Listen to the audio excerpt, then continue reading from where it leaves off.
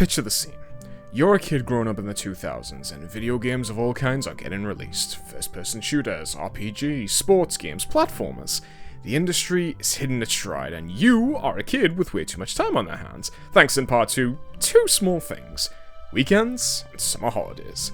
It's a time to relax and really sink your teeth into those games you got as a birthday present or on Christmas. But for many of us, it was the perfect time to go over and visit friends or family. I mean, think about it, they didn't have any school or homework to do, and just like you, they've got games to play. And like young Charlie Bucket from Willy Wonka, your friendship with them is essentially a golden ticket to new experiences. And the choices you had? My god, so much to play and so little time.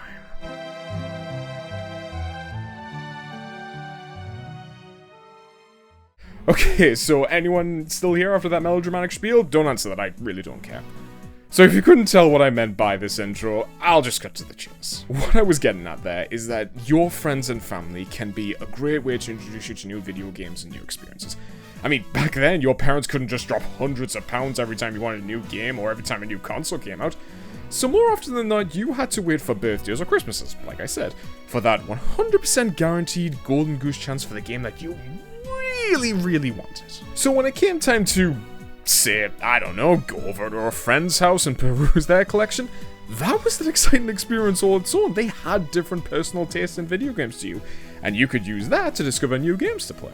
I mean, just look at my last video as an example. I mean, Ben 10 Protector of Earth was originally a game that I played over at a friend's house. I mean, we were big Ben 10 fans at the time, and getting the chance to play as some of the alien forms we saw on the show? Yes, oh my god, that sounds incredible, and we get the chance to play 2-player? Yeah, that was obviously a no-brainer. To him, though, he was definitely more of a quality over quantity guy.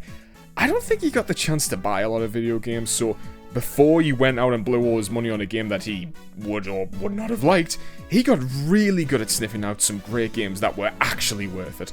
But of course, those moments didn't happen on a daily basis, and my extended collection was not always in good reach, so I was stuck with what I had back at home. And what did I have back at home? Well, if you saw my last video, you may remember that I pulled out about a quarter of my PlayStation 2 collection for a joke, so maybe that might put it into perspective. But that was my PlayStation 2 collection. What if I, say, I don't know, wanted to play something on the go? Oh, thank god it bounced. Yes, sirree, with a side of fries. Whenever I didn't have access to my console games, it was up to my handhelds to save me from boredom. And to some of you, you're probably thinking, oh, but Charlie, these games are never as good as the console versions. Well, yeah, obviously, but that wasn't their purpose, was it? The Game Boy Advance wasn't designed to be a portable Gamecube or PlayStation 2. It was designed for on-the-go entertainment, like when you were, I don't know, on a long car journey. Hopefully when you were the passenger and not actually driving. And sure, sometimes you would get a GBA game that was actually really good and offered a unique portable experience. But more often than not, these games had to be stripped back and reworked to fit on the, at most, 32 megabyte cartridge. But okay, where was I? Ah, yes, my handheld games. Whether it was another family visit or a holiday away from home, you can guarantee I took my handheld console of choice. This bad boy, right here, the original Game Boy Advance SP. And yes, when I mean original, I mean original. No fancy decals, no special colours, and more wear than a Battlescott CSGO skin. And he's still kicking. And you know what? I wouldn't change him for any other model in the world. And let me tell you, this little gadget would be home to some truly brilliant games. Donkey Kong Country on the Game Boy Advance? Yep, that was a common one. Wario Land 4? You bet! Oh, and the Sonic Advance trilogy as well, classic Sonic Speed, and a brilliant modern revamp of the Genesis titles that was thankfully 100 times better than this eye-gouging embarrassment. But seriously though, I could go on about my experiences with the Game Boy Advance. I mean, I did own a lot of games for the handheld at the time, and I spent a lot of time with them. I've got plenty of stories to tell, guys, don't tempt me. But, you know, for the sake of time, I won't be talking about them today at least. Oh, thank God. Instead, for this video, I want to talk about a special little game for the Game Boy Color. And that special game is... well, I mean, you have eyes, don't you? You've seen the title of this video. I mean, what, did you just log on to YouTube with your eyes closed and somehow click on this video by happenstance? Press X to doubt. Now, before anyone says anything along the lines of, "Oh, but Jolly, why this game? Don't you know that there are other Scooby Doo games out there that hold more nostalgia?" And yes, I'm well aware of that, but unlike those games, this game right here isn't a rudimentary platformer. In fact, what we have here is one of the most unique and, quite frankly, interesting fits for a Scooby Doo game on the handheld. And while it shares the same name as the Nintendo 64 counterpart, this is a completely different experience entirely. And yes, I know, obviously the Game Boy Color won't be able to give us Resident Evil like on the Nintendo 64 version. So instead, what it goes for is, well, what I can only describe as a point-and-click mystery game. Well, technically it can't be a point-and-click because that would be impossible on the Game Boy Color. I mean, I guess you could try, but I don't know how that would work. So it's more D-pad and A button, I guess. And despite it being called Classic Creep Capers, it doesn't have multiple cases like in the Nintendo 64 version. It's one case with 7 chapters, which for me clocked in around 1 hour and 21 minutes of footage. But despite its short length, that doesn't mean I don't want to talk about it. It's a one-of-a-kind game that I'm proud to own, and I just want to talk about it in this video. What better way to introduce the game than with...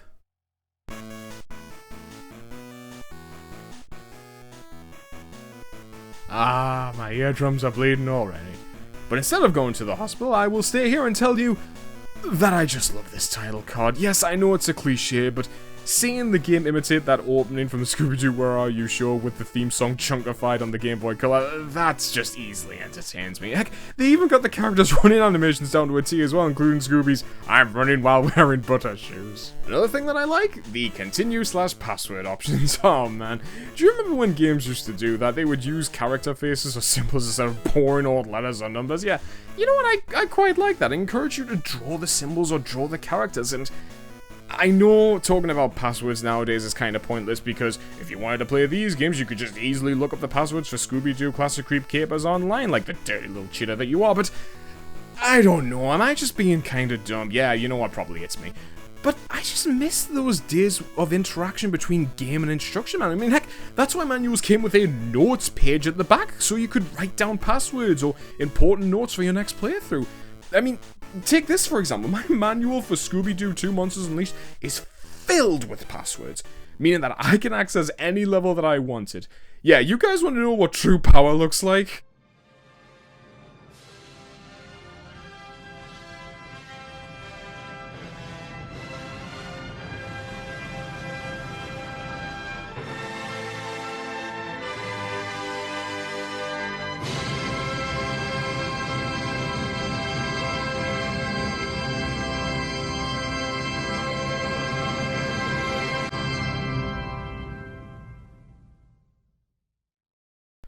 Right then, Jolly, enough bragging about things no one will give a damn about in 2024. Let's just start a new game. Our game starts off with the gang driving towards their next mystery. This is also shown alongside a few newspaper articles detailing the exploits of the ghost thief and his penchant for stealing museum jewels and...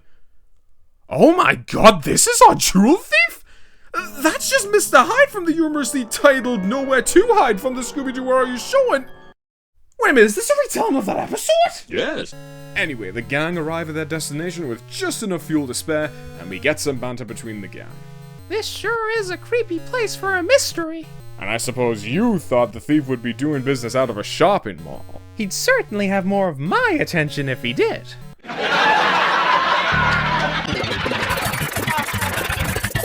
Well, unfortunately, before we have the chance to ring the doorbell, we get introduced to Dr. Jekyll as well as a little bit of exposition. We were chasing a thief when our van broke down.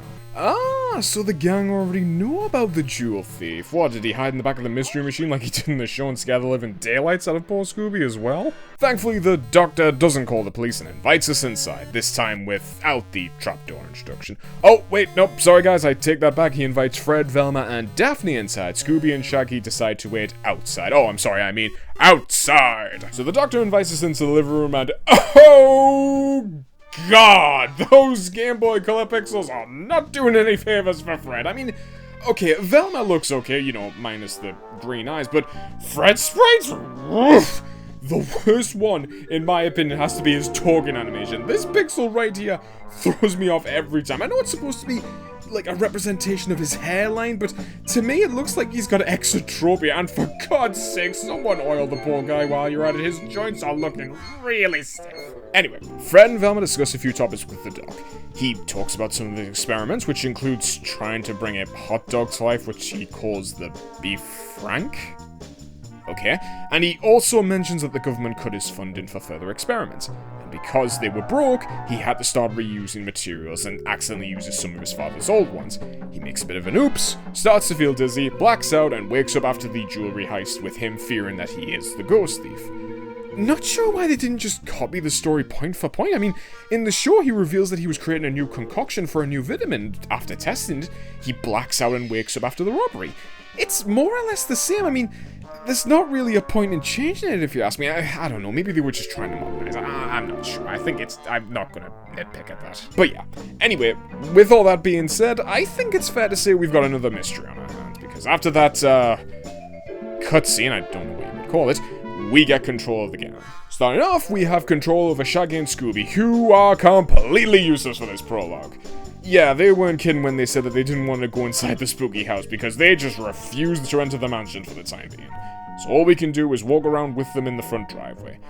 Well, while we're here, I might as well go over the controls because, similar to many point and clicks, we can do different actions to hopefully get some kind of result. So, how does it work?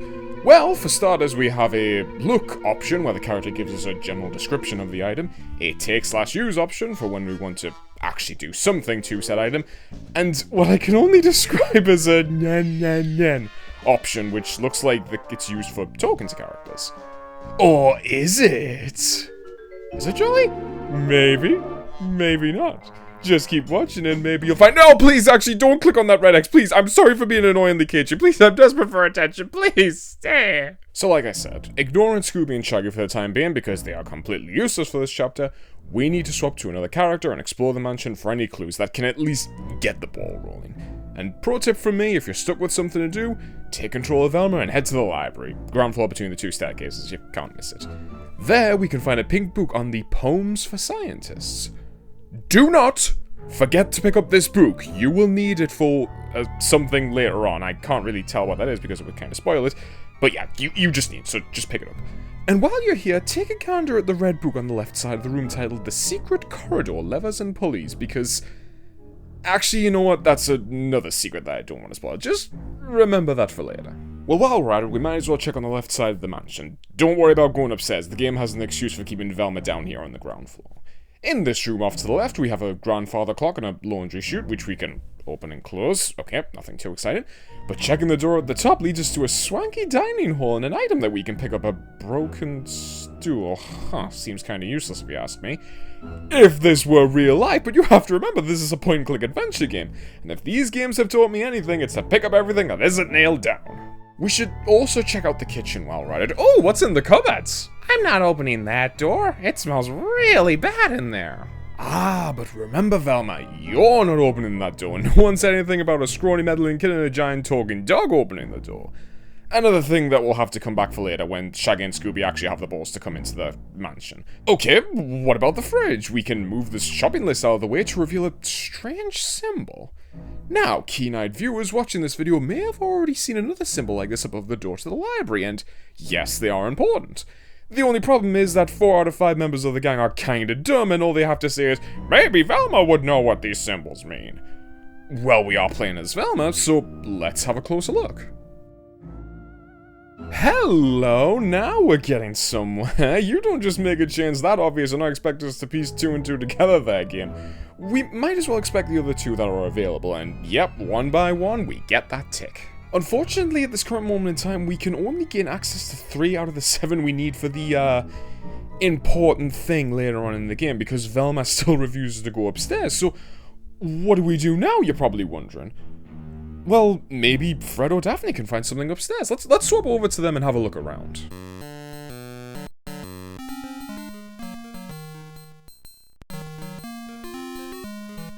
Why is the clock chiming? It's 30 minutes past the hour. That's nothing to worry about, Daft. Clock's probably out of whack anyway. Nothing to...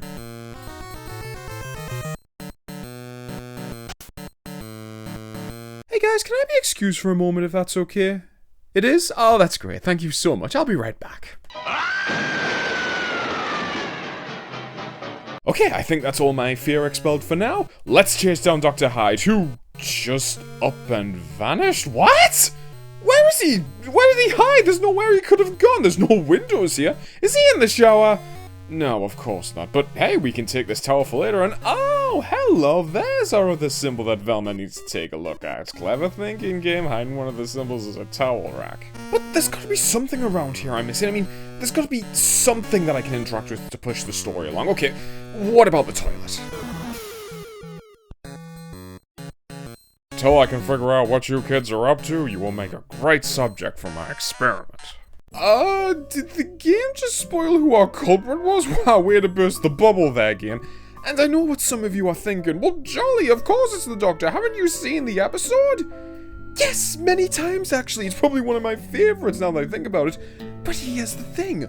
Whether you watch the episode or not, the culprit in this game shouldn't be spoiled. I mean, that would be like spoiling who the murderer was in the movie Clue. You know, the one with Jim Curry, the really good one that I actually really enjoy.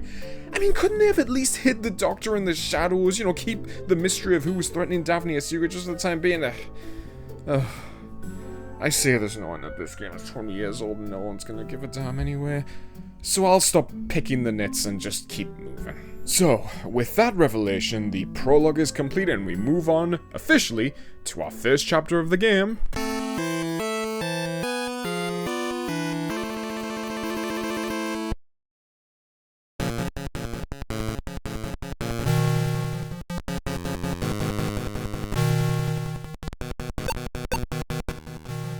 Ooh, hear that music? Now it's getting serious. And rightfully so, Daphne's missing, whatever the Doctor was talking about sounds kinda sinister, doesn't it? We're against the clock, gang, we gotta go save Daphne. And to do that, we gotta gain access to the lab on the other side of the estate. Now, depending on how often you played as Velma in the prologue, this could be a very short chapter. Certainly was for me, at least. If you haven't already, pick up the pink book in the library because Velma needs it to translate those symbols. And also, apparently now that Daphne is missing, Velma can now go upstairs and translate the force. Don't ask me why, it's clearly the game's way of keeping me on track, and I'm okay with that, especially for newer players. You don't want to overly confuse them with any stupid malarkey like, oh, you gotta go up the stairs, and now you gotta go back downstairs.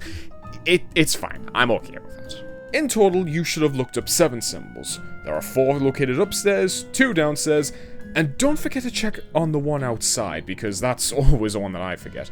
Didn't forget it on this playthrough, though. You can't fool me, game. I know all your tricks. Anything new, Velma? Just looking for clues and trying not to get Thanos snapped because you guys apparently need to take up more RAM. Poor Velma's barely hanging into this reality. When you've found your 7 symbols, make your way over to the lab, translate the symbols, and bingo, we're in. Yeah, that chapter took me about 5 minutes because I was just kind of goofing around looking for funny stuff to interact with. But if you were to speedrun this, I guarantee you, if you followed my steps that I've talked about in this video, you could very much complete that chapter in about 3 minutes. Like, seriously, all you need to do is Velma is just walk upstairs, translate the 4 symbols that you couldn't access before, go outside, translate that other symbol, and just run straight to the end onto the other side of the lab. Yeah, it's just like I said, it was just a really short chapter. But with that, we're now into... Chapter 2 is when things start to get really interesting, because this is where the plot thickens. Later on, we'll also get to explore more of the mansion, but not before Fred gets ambushed by Shaggy in a lab coat. Wait, what? I wonder what's gotten into him. I'd better find a way out of here.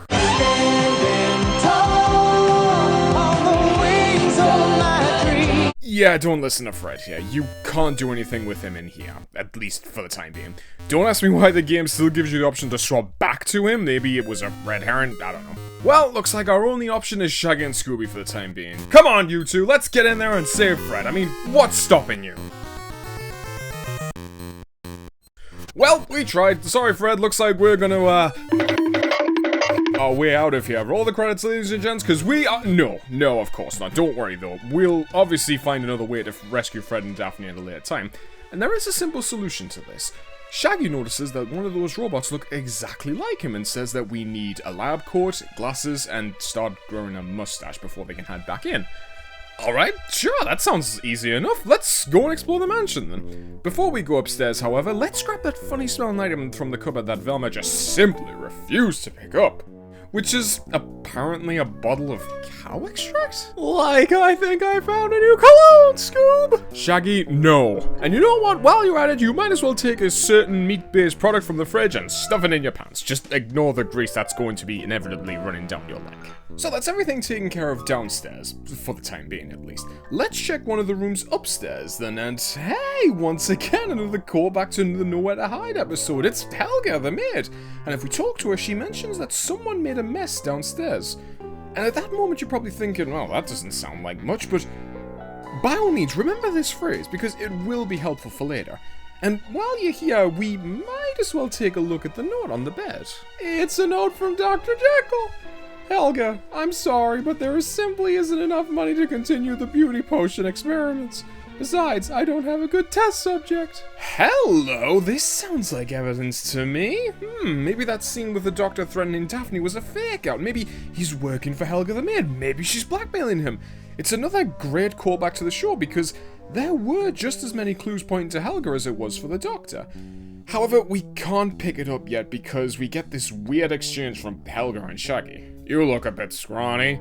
I know, I'm starving. I've eaten things that are bigger than you. I bet you have. Jolly, did Shaggy just call her fat without saying it? No, of course not.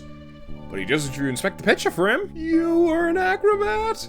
Yes, and I was the best ever. Correct me if I'm wrong, but isn't the camera supposed to add 10 pounds, not take it away? Jesus, Shaggy, I think you're pushing your look a little bit too much there, buddy. Yeah, let's get out of here before she really eats us for dinner, metaphorically speaking. Let's come back later. We can pick up that letter and also find a way to open that lockbox for later. We just can't do it with Helga hovering around. Okay, let's check this door on the other side. What are you doing here? Never mind that, who the hell are you, kid? I don't remember you from the episode, and why do you remind me of Hogarth Hughes from the Iron Giant?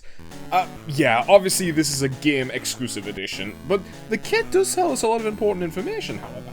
For starters, he mentions that Shaggy looks very similar to the robot guards in the lab. Yeah, no need to tell us, kid, we already ran into them. And second, he mentions that a redhead girl is in trouble and she's being used for an experiment. Yep, that's Daphne, alright. Why do we leave all the Scooby snacks with her, Scooby? Oh, Shaggy, such a jokester. Our friend may be in trouble, but at the very least we can still crack a joke or two at her expense. Meanwhile, she's currently getting the Tootie treatment. Oh, God. Good luck, but I don't know how you're gonna get past the guards. Well, on that note, do you guys want to know what you have to do next? If you guessed walk towards the bed and activate the trapdoor that leads into the basement, then congratulations, you'd be correct. But, oh good lord, wouldn't that be a scare? You get up in the middle of the night to go and take a leak and you accidentally step on the trapdoor? Oh, well, at least I don't have to go pee anymore. Well, well, well. Jolly, what are you talking about? It's a basement. So, we've been dropped into a basement that's just filled with cheese, I guess. Don't worry, it'll make sense at the end of the video. Unfortunately, we can't really do anything with the cheese. We can't move it out of the way because the robot takes priority, apparently.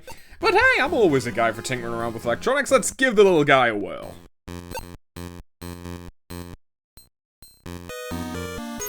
Aw, poor little guy. He must have had a really rough day. He's completely shattered. Well, I mean, it would be a waste to not use what's left of him. Pick up those shards and use it to cut open the skin of the cheese.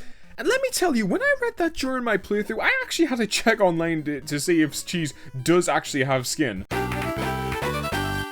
Anyway, after using the shards on the cheese, Scooby and Shaggy are ready for some cheesy goodness.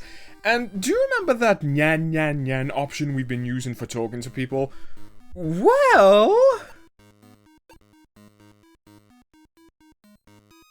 yes, for this one time only, you have to use the talk option to eat the cheese. That is genius. That is one of my favorite solutions to any point-and-click puzzle game I have ever seen. I mean, I'm only freaking out about this because back when I was a kid, I thought I was the smartest little kid alive, thinking, oh, well, I knew that you have to use the eat option to eat the cheese, and... Yeah, I'm probably overblowing this, but come on, to a little kid, you think that anything you do is impressive.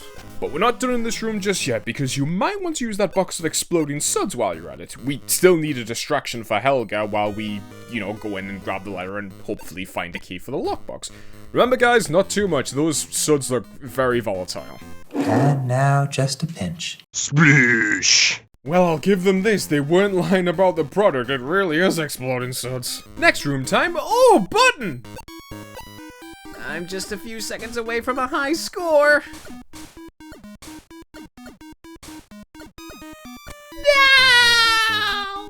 Hey, don't look at me like that, okay? I'm not the bad guy here. We need to shut off the breaker because in the next room, we gotta fix these wires, and there ain't no way I'm fiddling around with them while the power is still on. We all remember what happened to Frank Grimes, guys, and I'm not letting that happen to Shaggy. So, while the power is off, use that electrical tape. There, power's back on, you impatient spud. Next thing we need to do is pull the lever! Shaggy? Whoops. Wrong lever. No, Velma's fine, but in classic Scooby Doo fashion, she did lose her glasses. And, of course, like the good friend that we are, we will immediately go down to the library, find her glasses, and give them back to her. Yep, definitely not gonna steal her glasses and use them for the disguise. No, sorry. I mean, what kind of horrible friend would do that? Anyway, while we're here, remember that red book I told you about in chapter 1? Well, now is the perfect time to pull on it, and while you're waiting for the room to do its thing, you might as well do a little dance.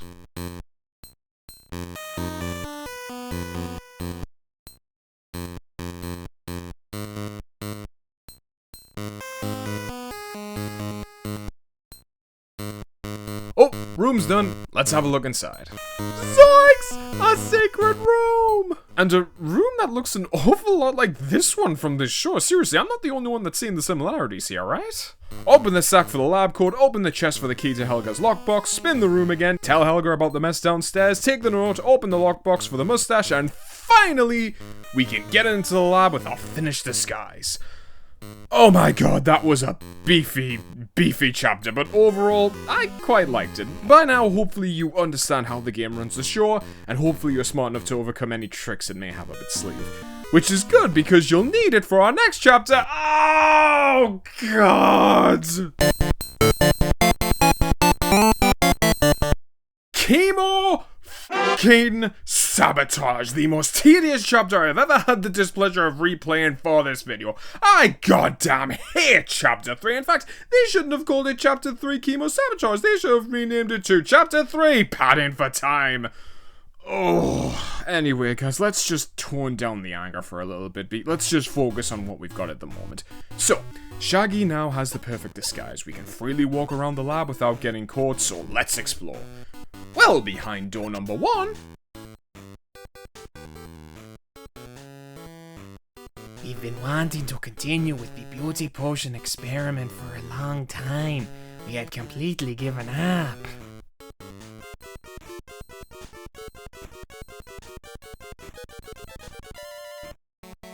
Until you came around. Okay, so to make sure that my commentary doesn't get as long as chapter 2's, I'll give you the rundown. Firstly, though, we need to get that red key, but we can't do that with the robot watching us. We need to get rid of him. And there is a way to do that, and there's a special something we can use in one of the rooms, so let's check there. A little bit to the right, we have 4 doors, which I'm not going to talk about yet.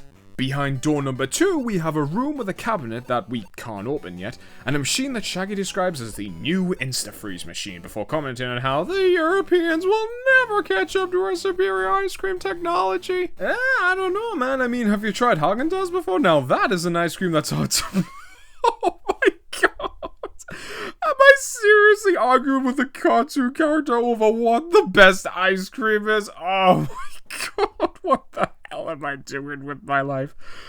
Hi everyone, so Future Editing Jolly here. So, recently I discovered that in order to grow as a YouTube channel, I need to start adding more euphemisms into my videos. I mean, you know, you need to be a little bit more edgier, but you can't be too edgy, otherwise YouTube's going to demonetize your videos. So, what I thought of doing is, I'm going to dedicate this next part to adding as many euphemisms as I can, without going too far. I hope you guys understand. I know this sounds kind of weird and it sounds kind of sudden, but hey, I thought it would be a good idea. Let's shake up the script a little bit. So, yeah, Please enjoy this euphemism-filled next sentence. Anyway, if you're stuck with what to do and not so sure what to do by this point, I've got a bit of a tip for you. All you gotta do is stick your sausage into the freezer so that it becomes rock hard. Then you can use that alongside the stool to open up the lights and grab that fluorescent rod. Now, this plan works initially, but unfortunately, the plan immediately turns flaccid when you realize you have to break open 4 lights in an attempt to grab the rod, and yeah, this isn't a one and done kind of thing. You gotta do this 4 times because Shaggy just can't get a good grip on his rod. And since the sausage falls out after only 2 uses, this means that you gotta run all the way back to the Insta-Freeze machine, freeze your sausage again, and try another light. And let me tell you, Scooby and Shaggy don't really do it at a decent pace. Yeah, sure guys, take your time. I mean, it's not like one of your friends is getting experimented on. Yeah, no, we've got all the time in the world. Okay, we've got our fluorescent rod. Now, before you do anything else, I just need to make something perfectly clear with you right here and now. You need to go back to see Velma again, because if you don't, you might end up having to replay a certain segment of this level, and that's no good. Jinkies! The Tesla coil in the backyard must be powering it. The Tesla coil is sending power through the air. Could that be what's powering the guards in the lab? It must be. If you can find a room where the light doesn't light up and get the guards to chase you there, they will become powerless. And I know exactly where this room with no power is. It's behind... Oh, this puzzle. The 4 freaking doors puzzle. Let me tell you something about this puzzle right here and now. When I was younger, I got stuck on this puzzle for an hour. And do you want to know why? Because I had no idea what to do. So, do you actually want to complete this puzzle without needing to spend an hour of your limited childhood on this? Well, firstly, we gotta go back and speak to the kid who's playing Pong on Atari. When we come back, he mentions that there's a pattern that makes this game way too easy, and then he'll start reading out a random string of words between 1 to 4. Looks simple, right? No! Pay attention to these numbers, or at the very least write them down on a phone or on a piece of paper or on a Nintendo 3DS, I don't know, because these numbers are important. You need them to know what the pattern is for the doors, and you need to know this, because if you don't, you won't know which is the correct 4th door. Okay, well, that's great, Jolly. We now have the code, so now do we go back and put that code into use? No, of course not, you stupid pellic, because that was only one of the many codes that the kid will read out. Yes, this code will work, but only for that sequence. That doesn't mean that Shaggy and Scooby aren't gonna just, oh, I don't know, go through a completely different door and muck up the sequence. And when they do that, I have no idea what the 4th door is. So, what do, Dan? We either guess again, or we head back to the kids' room, listen to another sequence, record that sequence on your phone, your freaking 3DS, on your piece of paper, whatever, run back to the lab and hope for the best. All of this isn't for some optional reward or anything like that. This is for the same main goal. Get rid of the robot guard in the lab so we can grab the red key. So, when you eventually find that room, you now need to make sure to use the light in that room, and only then are you finally ready to lead the robot into that room. And let me just tell you right here and now, you need to make sure that you shake your goddamn rod in that room, because if you don't, Shaggy won't piece 2 and 2 together, and he won't realize, oh, that room has power, that doesn't have any power in it, maybe we should lead the robot into that room. Yes, I am not kidding. I am getting really frustrated, so I'm just going to repeat somebody just, goddammit, I can't even read my script, I'm so frustrated. So in order, what you need to do is, after you've spoken to Velma, you need to go back to those 4 doors, figure out the sequence, and while you're in that room, you need to shake the rod. And only then, when you see that animation of Shaggy shaking the rod with all his might, and the light's not powering on, that is your go-to clue to now go in and get the robot's attention. And don't miss any of those sequences out, because if you do miss some of those sequences out, you're going to get really confused and you're going to get really frustrated. Believe me, I've been there. And so, when the stars finally align and everything finally works in your favor, you have successfully led the robot to the room with no power and short-circuited his shiny metal ass into the Stone Age. Now we can finally grab that red key and finish the chapter. You can go ahead and speak to the mad scientist if you want, but all he asks you to do is bring you an ingredients list for skin absorber, which is obviously something we don't have. So where do we find it? Well, it's an ingredient, so it's probably hiding somewhere in the lab, correct? No, it's back at the mansion. But in fairness, by this point, you've gotten through the worst of it. If you've done everything correctly, this should be your last visit to the mansion, at least for this chapter. Oh god, I forgot about chapter 4. Anyway, with the red key we've acquired from the main lab, we can use it to open the 2 locked doors that we couldn't access from earlier. The bottom floor room contains a pen, which can be used with Helga's note. With this, Shaggy writes down a fake recipe for skin absorber. Okay, cool, we've got that. But don't go back to the lab just yet, please. We don't need any more backtracking. And checking upstairs reveals a labeler, which Shaggy then uses later on to replace the word cow from the bottle of cow extract to DNA. Give the mad scientist the recipe for skin absorber and the DNA extract. And let's just say that the doctor is actually kind of shocked that we found the DNA extract. You could say that he's utterly confused. It's unheard of, in fact. Let's just hope he doesn't have any beef with us. Okay, that's all the puns I've got for now. I think I've milked this joke into the ground. Daphne is safe, but she's still stuck in that machine. And hey, let's not forget Fred here, guys. Come on, you two, there's no time to waste. For chapter 4, we've got ourselves a good old-fashioned...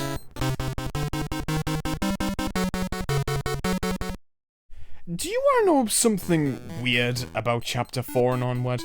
I guess as an apology for chapter 3 being the longest and most tedious, the rest of the chapters are actually extremely short in comparison. I mean, if chapter 3 took me about almost 30 minutes to get through, the other 3 chapters I can do in about half the time. But let's ignore that for the time being. I'm not timing myself, I'm not doing a speedrun here, for God's sake.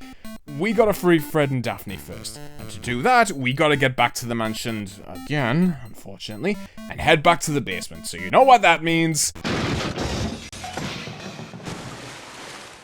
Come on, you two, no time to check for broken bones just yet. We gotta head back into the room with the broken fuse box we fixed back in chapter 2. Now, because the room was, you know, dark, you may not have noticed that there was a key grinder in the room. And, well, in fairness, back in chapter 2, we didn't have a reason to use it. But now, in chapter 4... You made a key out of your claw, Scooby! Run back to the lab and open the cell door for Fred. Hooray, he's free. Now, while you're controlling him, head back to the mansion, again, use the trapdoor in the kids' room, again, go to the grinder, again, and get Fred to yank the key out. Hey, he can do it. Remember, the guy can bench press 220. Run back to the lab for the final time, and free Daphne, ending chapter 4 and putting us into chapter 5, the plan. Yep, it's that time in the show again, where Fred has to set up a plan to trap the ghost. And to do that, he needs rope, a net, and something slippery.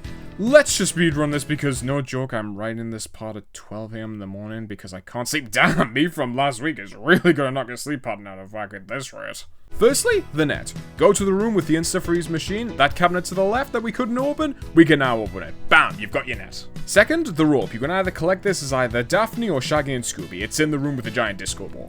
Finally, the slippery thing that we need actually contains a really interesting puzzle, I must admit. So, remember the towel we picked up all the way back in chapter 1? Well, this thing is actually finally being put to use. So we need to head back down to the basement, use the exploding suds to cause another mess, and use the towel on the suds pod. If you use it on the washer, that doesn't count. You have to kind of shuffle yourself to the right and actually interact with the suds. And there you have it, your 3 items collected in less than about, I want to say, 5 minutes, probably, depending on how good you are at this game. Head back outside and give the items to Fred. Which caps off chapter 5 and throws us straight into chapter 6, finale. And I'm gonna be honest with you, it's not even a chapter, it's an extended credit sequence at the very most, guys. All you do is control Velma, interact with the grandfather clock, and drop the towel down the chute. No joke, less than 5 seconds of gameplay is required for this. I mean, what was the point? Hell, even as a kid, I realized that this chapter was kinda lame. I mean, where's the setup? I mean, at the very least, the devs could have at least made us set up the net or have the characters get into position, but no, it's just click and click. The rest is played out in cutscene form.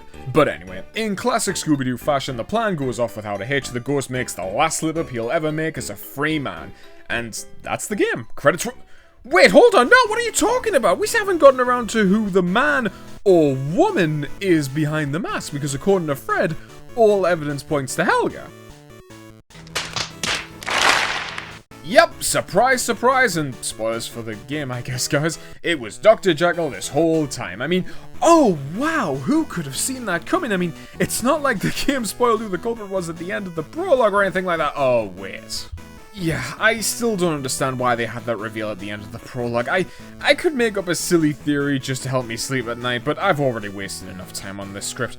Let's wrap it up with the whys and the why nots. So, we already know why Dr. Jekyll pulled off those jewelry heists. I mean, he mentioned it at the beginning of the game. Government funding cuts. But what about the mountains of cheese in the basement, you're probably wondering?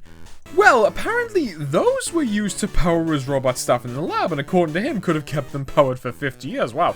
If the robots were lactose intolerant, I guess you could say that they were gas-powered, eh? Then why did you need to find a new power source for the robots? Because of Helga. Have you seen the way she eats? Jeez, Game, enough with the fat jokes already. First it was Shaggy, now it's friggin' Dr. Jekyll. Poor Helga, she doesn't deserve this ridicule, man. But with that, we all know that the Doctor would have gotten away with it too if it weren't for those meddling kids. Roll credits, job's done. And with that, I hope you guys enjoyed listening to me talk about one of my favorite handheld powerhouses. I'll just say this right here and now, this game broke a lot of boring car trips for me. But more importantly, it was the first Scooby Doo game I had ever played, yeah. Long before the likes of Scooby Doo Unmasked or Night of 100 Frights, this was my go-to for some good old mystery-solving capers. Now, I know this is going to come as a bit of a shock for some of you, especially considering my rant I had during Chapter 3. I mean, you guys probably thought I hated this game's guts, but no, far from it. But in fairness, I only had my little rant because I've played this game so many times. I mean, you could force me to replay this chapter until my thumbs turn to stubs, and you're still not going to make me love it.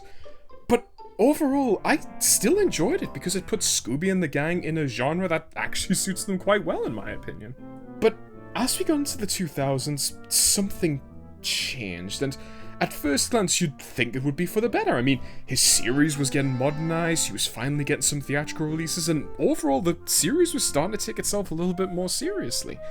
But as we entered the mid-2000s, the series just suddenly moved over to platformers, and I think the reason why they did this was because, well, if I were to be blunt with you, it was just more appealing to kids my age who owned a PlayStation 1 or a Gamecube. I mean, I'm partially guilty for that kind of thing, because as soon as I got games like Night of 100 Frights and Scooby Doo 2 Monsters Unleashed for the Game Boy Advance, I rarely visited Classic Creep Capers.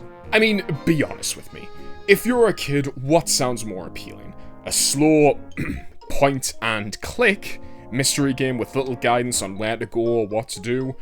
Or a platform where you get your roundhouse kick baddies with Scooby dressed as a martial artist? Yeah, I thought so. So, what happened to those point-and-click games now that developers were putting all their focus into platformers? Truth be told, those games just kinda vanished, and since then I can't recall an attempt to bring that genre back in any modern-day form. But that's not the worst part. Oh god, it's not! On top of what I've just said, if I'm going to be brutally honest with you, I don't think there's a developer or a publisher that's interested in making the game for the little pupper in 2024 to begin with. Devs and publishers have almost more or less moved away from making licensed video games, and the ones that still do it are going to put so little effort into it that I'm convinced that breathing would be a harder labour for them. So, for the most part, yeah, I'm sorry to say it, but the era of Scooby Doo games are long gone. And that's a damn shame.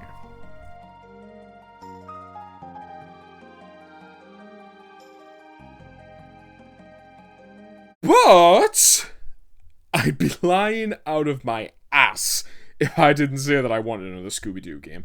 Whenever I play them, I'm reminded that, yes, while these games are filled to the brim with cheesy cliches picked straight from the show, that's the exact reason why I love them so much, because there's something that caters to both my adult and kid self. I mean, as a kid, I would go through the mysteries and experience all the twists and turns with the gang, genuinely getting engaged with the show, and would always try to figure out who the culprit was with them. And now as an adult, I still love watching the shows. I mean, I just like pointing and laughing at the silly stories, the stupid jokes, and the animation that looks like it was made on a budget of 3 pence and a goddamn Scooby snack. But to me, that's what makes Scooby Doo Scooby Doo. And while it would be nice to see Scooby make a comeback in the same way SpongeBob did with the Cosmic Shake, I don't mind. I've still got these games, and whenever I feel like it, I'm always ready to jump back in with those meddling mystery solvers, and that Great Dane who always has to remind us who he is. Huh? Scooby-Dooby-Doo!